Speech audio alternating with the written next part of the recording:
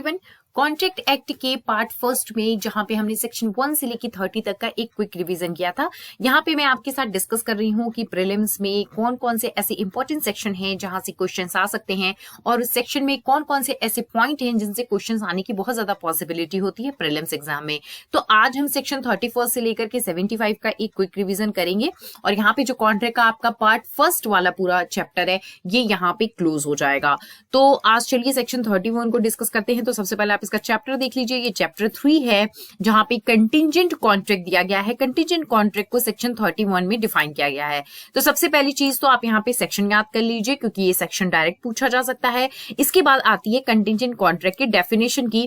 तो contingent contract वो contract होता है जहां पे कुछ करने और कुछ नहीं करने का कॉन्ट्रैक्ट होता है। If some event collateral to such contract does और डज नॉट हैपन, होने और ना होने का मतलब कि यहाँ पे ये जो कॉन्ट्रैक्ट होता है वो कोई जरूरी नहीं है कि एक सर्टेन इवेंट के लिए किया जा रहा हो। देखिए जैसे कि इसका इलस्ट्रेशन दिया गया है, अ कॉन्ट्रैक्ट टू पे बी ₹10,000 इफ बीज हाउस इज बर्न। अगर बी का हाउस बर्न हो जाता है तब वो उसको 10,000 रुपए देगा। तो बी के हाउस जो है वो बर्न होना और ना होना ये अभी अनसर्टेन है। तो ऐसे कॉन्ट्रैक्ट को क्या हम कहते हैं? कंटिजेंट कॉन्ट्रैक्ट होते हैं। जब वो बर्न होगा तब वो उसको 10,000 रुपए देंगे, मतलब कि कॉन्ट्रैक्ट तब जाकर के इन्फोर्सिएबल होगा। आप देखिए 32 में क्या चीज बताया गया है, enforcement of contract contingent on an event happening. जब भी कोई कंटिजेंट कॉन्ट्रैक्ट हम कर रहे हैं कुछ करने और कुछ नहीं करने का, if N uncertain future event happen, कि कोई अनसर्टेन फ्यूचर इवेंट है जो होगा तो वो तब तक इन्फोर्स नहीं किया जा सकता है तब तक जब तक कि वो इवेंट हैपन ना हो। ये चीज आपको 32 में बताई गई है, इन्फोर्समेंट की बात।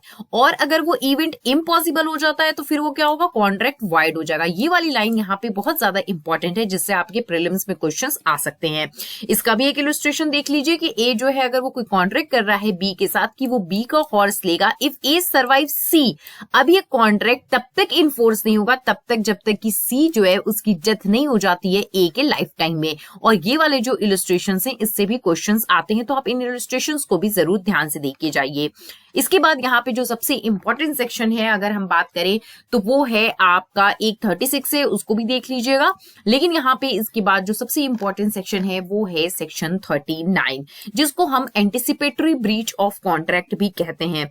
Effect of refusal of party to perform promise wholly. यहाँ पे क्या होता है कि एब्सोल्युटली जो है वो पार्टी रिफ्यूज कर देती है कॉन्ट्रैक्ट को परफॉर्म करने से। इसमें एक बहुत लीडिंग जजमेंट भी है आपका हॉस्टर वर्सेस डी ला टोर का, उससे भी क्वेश्चंस पूछे जा सकते हैं। ये जो लीडिंग मैं आपको केस बता रही हूँ इसको भी आप कहीं पर जरूर नोट कर लीजिए। यहाँ पे क्या होता है कि जो पार्टीज हैं कॉन्ट्रैक्ट में वो उसको परफॉर्म करने में के लिए रिफ्यूज कर देती हैं या disabled himself from performing his promise in its entirety। मतलब यहाँ पे absolutely refusal होता है कॉन्ट्रैक्ट को परफॉर्म करने का। तो यहाँ पे जो प्रॉमिसी है फिर उसके ऊपर होता है कि या तो वो कॉन्ट्रैक्ट को खत्म कर दे और या तो उसको लगता है कि unless he has signified by words or conduct his acquiescence in its continuance, तो वो उसको कंटिन्यू कर सकता है। तो ये चीज का जो ऑप्शन है वो पूरी तरह से प्रॉमिसी के ऊपर छोड़ दिया जाता है। वो चाहे तो उसको कंटिन्यू कर सकता है या उसको खत्म कर सकता है। जैसे देखिए आपका ये इलस्ट्रेशन है और इससे भी क्वेश्चंस आते हैं कि ए सिंगर है वो बी के साथ एक कॉन्ट्रैक्ट करता है जो कि थिएटर का मैनेजर है कि वो उसके थिएटर में सॉन्ग वहां पे सिंग करेगा 2 nights in every week during the next 2 month, आगे आने वाले 2 महीनों के लिए। और वो बी को एंगेज कर लेता है और वहां पे हर नाइट की परफॉर्मेंस के लिए उसको 100 रुपए देने का कॉन्ट्रैक्ट यहाँ पे किया जाता है। 6th नाइट को ए जो है वो खुद से एब्सेंट हो जाता है थिएटर से।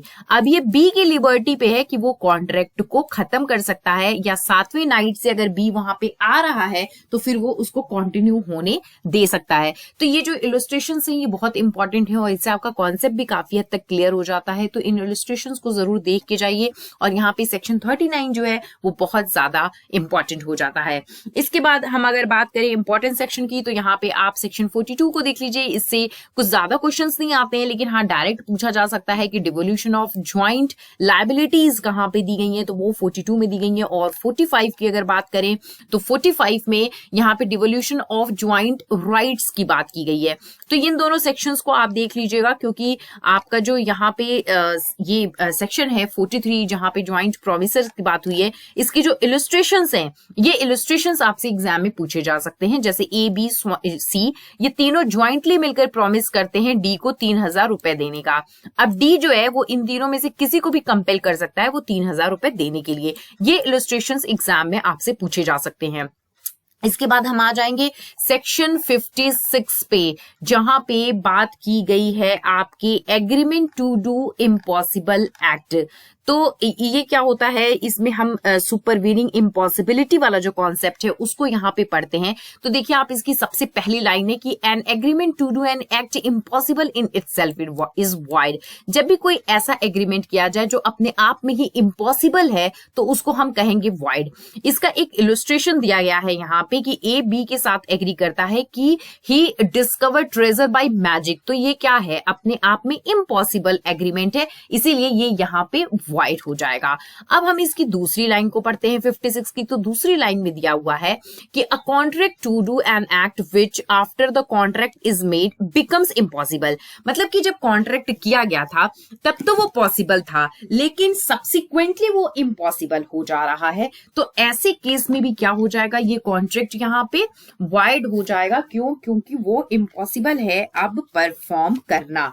तो ये आपके यहाँ पे दो लाइनें दी गई हैं और इसका भी एक इलस्ट्रेशन दिया गया है जिससे आपको काफी चीजें क्लियर हो जाएंगी। जैसे ए और बी ने कॉन्ट्रैक्ट किया एक दूसरे के साथ में शादी करने का, और जो शादी की डेट फिक्स थी उससे पहले ए मैड हो जाता है, तो ये कॉन्ट्रैक्ट क्या होगा, वाइड हो जाएगा। तो आप इसको दूसरे पैरे के साथ में कनेक्ट कर सकते हैं कि जब इनिशियली ये कॉन्ट्रैक्ट हुआ तब तो ये पूरी तरह से पॉसिबल था, लेकिन ये सब्सिक्वेंटली इम्पॉसिबल हो गया, इसीलिए ये यहाँ पे वाइड हो गया। अब हम तीसरे पैरे की बात करते हैं। तीसरा पैरा में क्या दिया गया है कि यहाँ पे एक पर्सन जो है वो प्रॉमिस करता है कुछ करने का जो वो जानता है with reasonable diligence might have known, और यहाँ पे क्या होगा, which the promise did not know. मतलब कि एक पार्टी यहाँ पे उस फैक्ट को जानती है और एक पार्टी उस फैक्ट को नहीं जानती है, टू बी इम्पॉसिबल और अनलॉफुल। तो यहाँ पे भी क्या हो जाएगा कि जब एक पार्टी से वो बात छुपी हुई है, उसकी नॉलेज में वो बात नहीं है, वो फैक्ट नहीं है, तो वो कॉन्ट्रैक्ट भी यहाँ पे क्या हो जाता है, इम्पॉसिबल हो जाता है। और ये जो पूरा आपका यहाँ पे इम्पॉसिबिलिटी वाला कॉन्सेप्ट दिया हुआ है, यहाँ पे सारे कॉन्ट्रैक्ट का जो कंक्लूजन होता है, जो इसका इफेक्ट होगा वो क्या होगा, वो कॉन्ट्रैक्ट जो है वो वाइड हो जाते हैं। जैसे कि आप यहाँ पे भी देख लीजिए कि A contract to B being already married to C, जो ऑलरेडी शादीशुदा है, तो ये क्या है कि ये फॉरबिडन बाय लॉ है क्योंकि ये बाय भी हो जाएगा। तो यहाँ पे देखिए एक फैक्ट जो है वो एक पार्टी जान रही है और दूसरी पार्टी नहीं जान रही है, तो आप तीसरे पैरे को क्लॉज यहाँ पे जो सी वाला इलस्ट्रेशन है उससे ऐड कर सकते हैं। तो ये जितने भी इलस्ट्रेशंस दिए गए हैं यहाँ पे, इनको आपको देख करके जाना होगा। अब हम बात करते हैं आपके 57 और 58 की। इससे रिलेटेड एक सेक्शन 24 हमने पढ़ा था, जहां पे ऑब्जेक्ट और कंसिडरेशन अगर पार्ट्स में अनलॉफुल है तो वहां होल कॉन्ट्रैक्ट क्या हो रहा था, वाइड हो जा रहा था। लेकिन यहाँ पे जब रेसिप्रोकल प्रॉमिस और अल्टरनेटिव प्रॉमिस की बात की गई है, और यहाँ पे जो है वो पार्ट्स में कुछ पार्ट इलीगल है और कुछ पार्ट लीगल है, तो यहाँ पे क्या हो जाएगा, यहाँ पे क्या होता है कि जो लीगल वाला पार्ट है उसको अकेले इन्फोर्स कराया जा सकता है, और जो आपके इलीगल पार्ट है वो वहां पे क्या हो जाएगा, वाइड हो जाएगा। जैसे ए बी के साथ एग्री करता है, A shall sell B a house for 10,000 rupees, but B क्या करता है, uses as a gambling house. तो यहाँ पे क्या है, ये गैम्बलिंग वाला जो पार्ट है वो इलीगल है, तो ही शैल पे ए रुपीज 50,000। तो यहाँ पे first set of reciprocal promise जो हाउस सेल करने का था 10,000 रुपए वाला, वो यहाँ पे क्या है, कॉन्ट्रैक्ट है, और जो सेकंड वाला पार्ट है गैम्बलिंग वाला वो अनलॉफुल ऑब्जेक्ट है, इसीलिए वो एग्रीमेंट वाइड हो जाएगा। तो आप देख लीजिएगा कि आपसे जब भी रेसिप्रोकल प्रॉमिस या अल्टरनेटिव प्रॉमिस के बारे में पूछा गया है तो वहां सिर्फ लीगल वाले पार्ट को इन्फोर्स कराया जा सकता है, लेकिन जब हम सेक्शन 24 की बात करते हैं तो वहां पे होल एग्रीमेंट जो है वो वाइड हो जाता है। आप ये डिफरेंस याद रखेंगे। इसके बाद हम यहाँ पे आ जाते हैं सेक्शन 59 को। 59 में आपसे एक ही क्वेश्चन पूछा जा सकता है, एक क्लेटन्स केस करके है, वो केस किससे रिलेटेड है, तो वो सेक्शन 59 से रिलेटेड है। ये आपके प्रीलिम्स में यहाँ पे क्वेश्चन पूछा जा सकता है।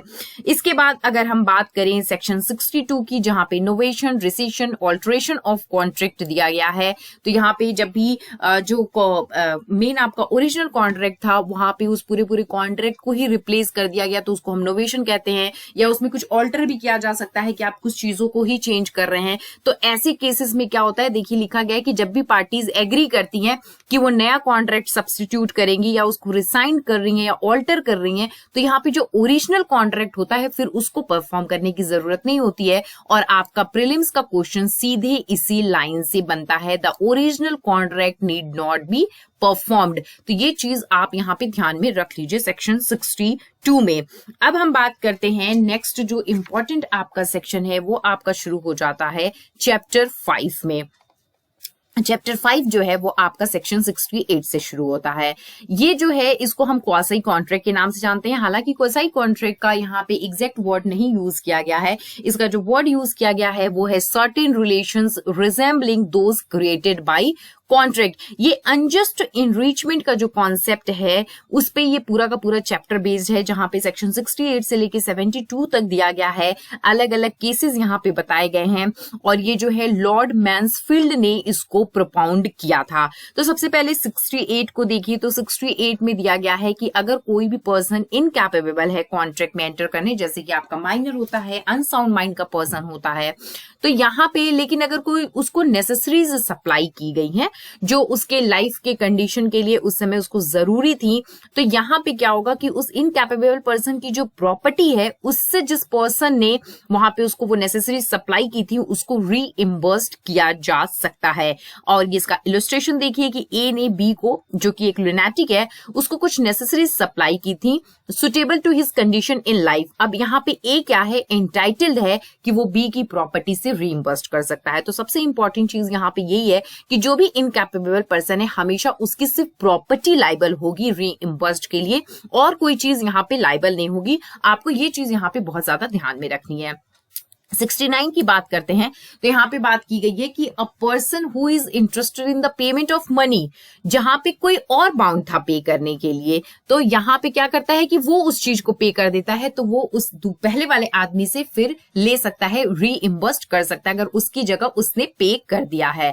ये चीज भी यहाँ पे बहुत ज्यादा इंपॉर्टेंट है। अब हम देखेंगे सेक्शन 70 को, जो क्वांटम मेरिट के कॉन्सेप्ट पे बेस्ड है, obligation of person enjoying benefit of non graduate act.